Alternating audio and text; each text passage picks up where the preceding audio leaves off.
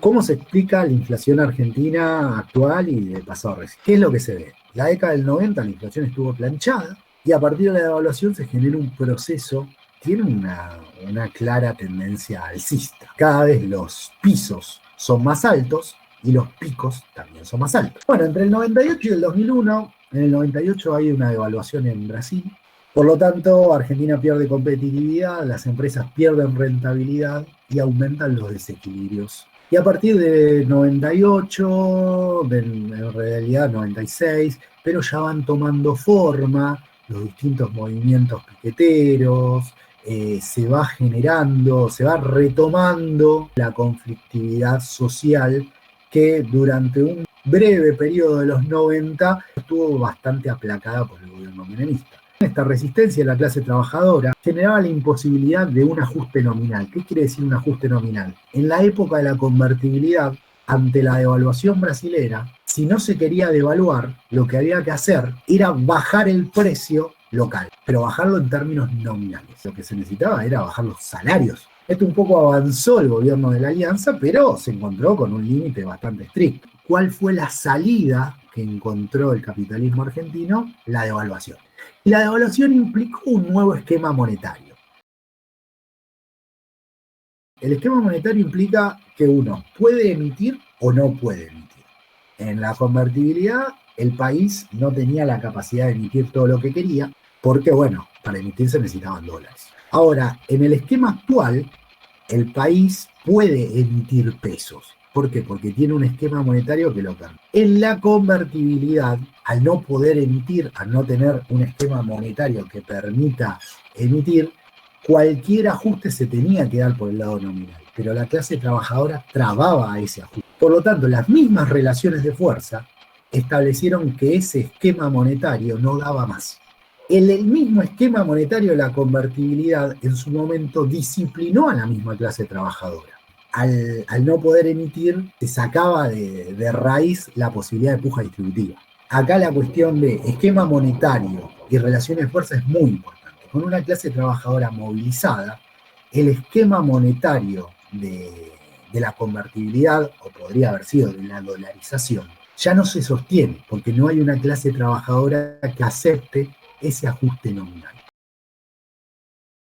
Entre el 2002 y el 2015 hay un crecimiento de los precios de los commodities, de los precios internacionales. ¿Eso alienta a un leve crecimiento en los precios locales? Sí. ¿Genera una explicación de la totalidad? No. Hay que entender que la devaluación generó un incremento de la inflación momentáneo en el 2002 y ya el 2003 bajó abruptamente. Dado que en el 2001 cambian esas relaciones de fuerza, a partir de 2004-2005 se activa de una manera bastante fuerte lo que es la puja distributiva. Roberto Lavagna decía, bueno, hay que frenar esta puja distributiva porque estamos perdiendo, si se quiere, las ventajas de la gran devaluación y la ganancia de competitividad. Néstor Kirchner decía, no, pero yo no quiero frenar paritarias porque si freno paritarias, yo subí con un esquema prestado de Duhalde, después no me vota nadie. Y 2005-2006 ya se da una caída tal en el desempleo que mejora las condiciones de la clase trabajadora como para exigir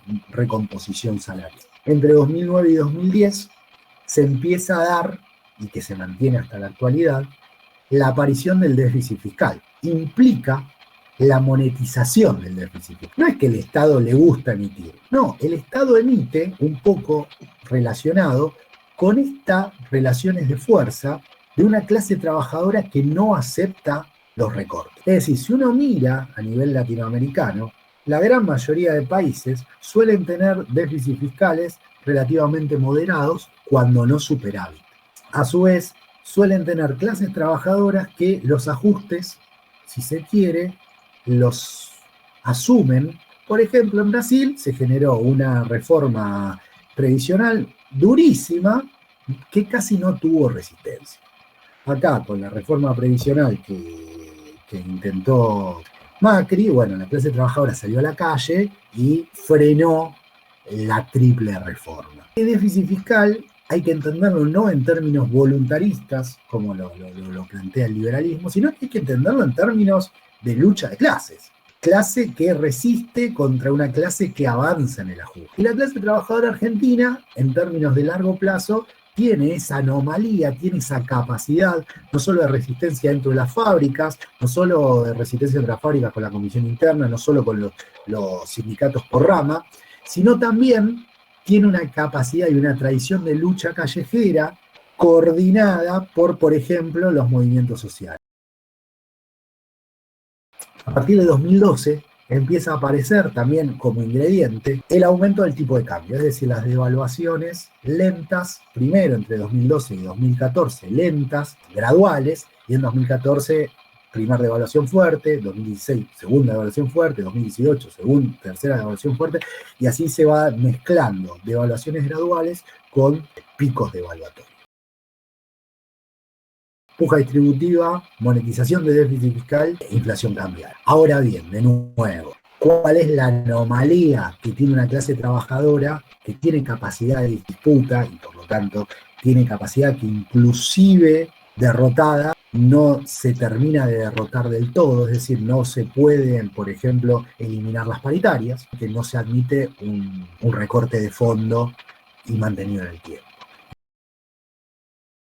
En el contexto actual, es decir, con relaciones favorables a la burguesía, la dinámica inflacionaria puede derivar en dos grandes escenarios. La espiralización de esta dinámica inflacionaria, hiperinflación, y un ajuste de shock, o un aterrizaje controlado. ¿Cuál es? En estos dos escenarios, en cualquiera de los dos, los que vamos a salir perdiendo es la clase trabajadora. Se requiere una devaluación que elimine el atraso cambiario. La devaluación implica caída de los ingresos de la clase trabajadora. Para cortar la puja distributiva, siempre implica caída salarial. Y a su vez, para cerrar el déficit fiscal, se implica un recorte en el gasto público social. Por lo tanto, es esperable que el actual ajuste siga vigente. Por lo tanto, implica empeoramiento de las condiciones de vida de la clase trabajadora. Se hace necesaria una organización que no solo luche por reivindicaciones y por defender las condiciones de vida, sino que también que se propagandice la necesidad de superar el modo de producción capitalista. Porque en el modo de producción capitalista, al regir la lógica de la ganancia, siempre los que pagamos los platos rotos somos las clases.